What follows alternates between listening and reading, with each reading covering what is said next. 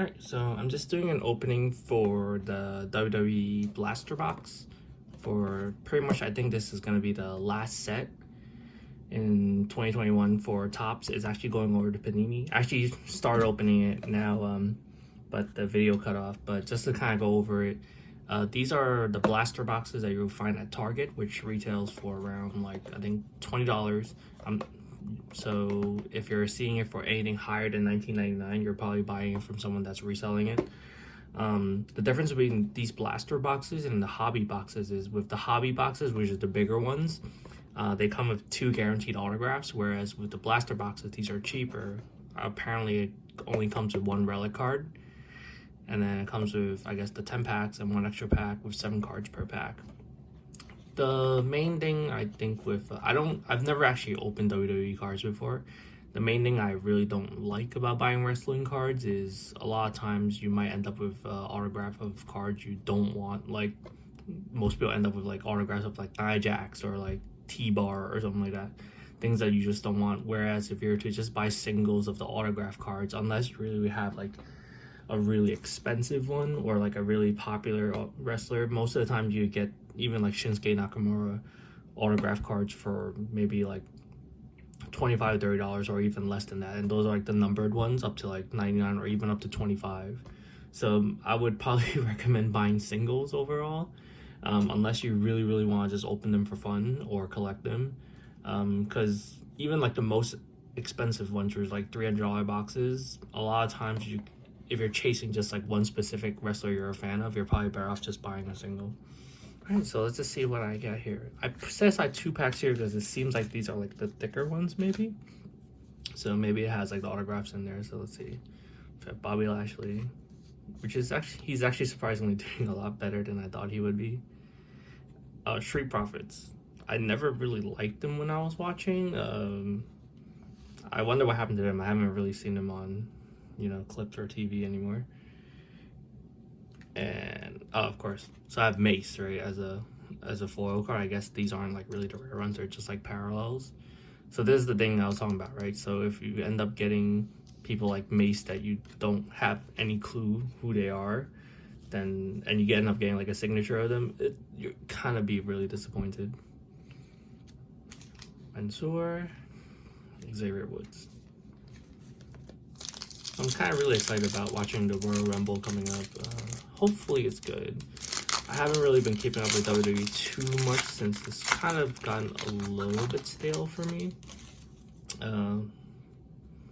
Mustafa Ali, who recently got released, or he's requesting a release.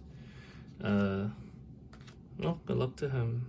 Was never really a big fan, to be honest. Randy Orton. Sheamus. I know there's cards are numbers as well too. So they have the coolest tag team, Asuka and Miz. Drew McIntyre. Shame for Drew McIntyre that he won the championship during the pandemic. Sasha Banks. Bobby Lashley. So yeah, a lot of these packs, I would say, like, when you buy these cards, you're getting a lot of like base cards that are not numbered and no autographs. Baron Corbin, actually a really big fan of him. Cesaro, really like him as well too. 2020, Drew McIntyre, won during the pandemic with no one at all watching. Ember Moon got released, I think. AJ Styles, I hope he's not feuding with Amos still. Samoa Joe, also released. Drew McIntyre winning the Royal Rumble. I think that's also one of the things with the WWE cards as well too, is that by the time you open these, most of them are probably released by now, since there's like a gap of like, I guess, like a couple months to like almost half a year before they release these sets, which is kind of weird. What actually happened to the Street Profits? Like, they just like vanished. I never really liked them. I have John Cena. Memorable entrances. Roman Reigns. It's actually pretty interesting with Roman Reigns is when he came back from cancer, or like going into remission, or recovering. I never would have imagined people could ever boo him ever again, but apparently they can.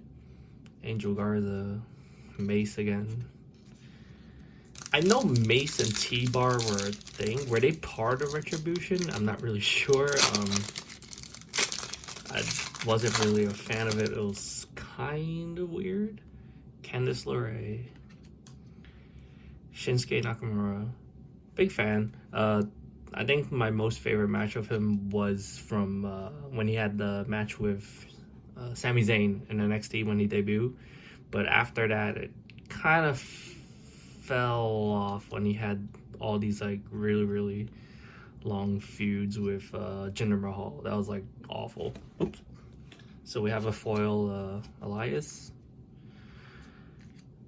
Well, he kind of like fizzled out as well too. Lucha House Party. Sami Zayn. Glad to see him kind of doing things again. But he always seems to be stuck in kind of like their really goofy roles.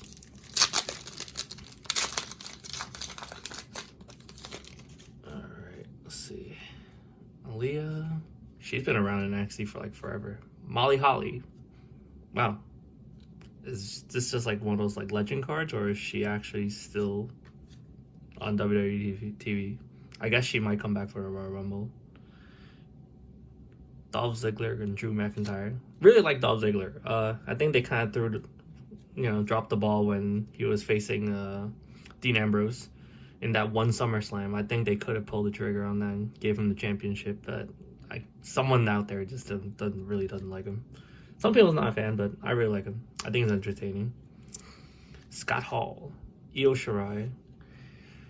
One thing I find really weird about collecting wrestling cards is when you look up prices on these cards, a lot of the male cards aren't, like the male wrestlers aren't worth as much, but when it comes to female wrestlers, the prices of their cards are really high. I guess it's kind of like Pokemon cards or anything else. It's kind of weird to me, but who am I to judge? Batista. Kind of ashamed that he had his last match. I think it was his last match at WrestleMania. Dolph Ziggler, again, still hilarious to know that he's employed and just kind of cruising. Lucha House Party. I think I saw this card earlier. We pulled it, but this one's a parallel foil. Apollo Crews. Johnny Gargano. Also released, or I think his contract ended and he left. Shame with NXT, kind of, if you think about it, like, you have so many people with so much talent, and then by the time they finish their run of NXT and they move on to the main roster, you see that all the passion is kind of just like driven out. The Miz, John Morrison, Charlotte Flair. Okay, Jimmy Uso. Really like the Usos. And whatever they're doing with Roman Reigns on SmackDown right now, like with the table and the tribal chief and all that stuff. Seth Rollins, kind of weird. Seth Rollins, he changed his gimmick a lot, and he's wearing those like really funky coats, and he has this like really weird heel laugh that he does. Which is funny. Oh god, Reggie, that whole weird thing they had going on with Sasha Banks, and I don't know, it was odd. Edge coming back, really cool. Eva Marie, Usos, Randy Orton, Keith Lee, also released. Okay, so these packs seem like a little bit thicker. So it's supposed to be one guaranteed relic, which we haven't gotten yet, so I would assume it might be these cards. Oh, just a regular pack. AJ Styles, RKO. Oh, there you go. It is.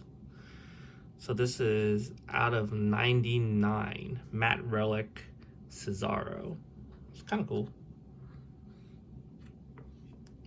Drew Gulak. Is he still working for the company? I think out of all the 205 Live people, I think Drew Gulak was kind of very interesting. I think he's the one that did the PowerPoint presentations. It was pretty funny. So let's see. Since this one's a little bit thick, let's see if this one had a relic as well too. Charlotte Flair. I think sometimes these cards can be numbered. I don't know if it's like only if it's a foil. Finn Balor, Is he back on the main roster again? Not really sure. I know he was in NXT for a bit. Elias, Drew McIntyre, Street Profits. All right. So that's pretty much it for this opening. I should be getting 2 more soon, so I'll probably make a video on that. But pretty cool. I guess I'd rather take a Cesaro over a Nia Jax any day. All right. Thank you for watching.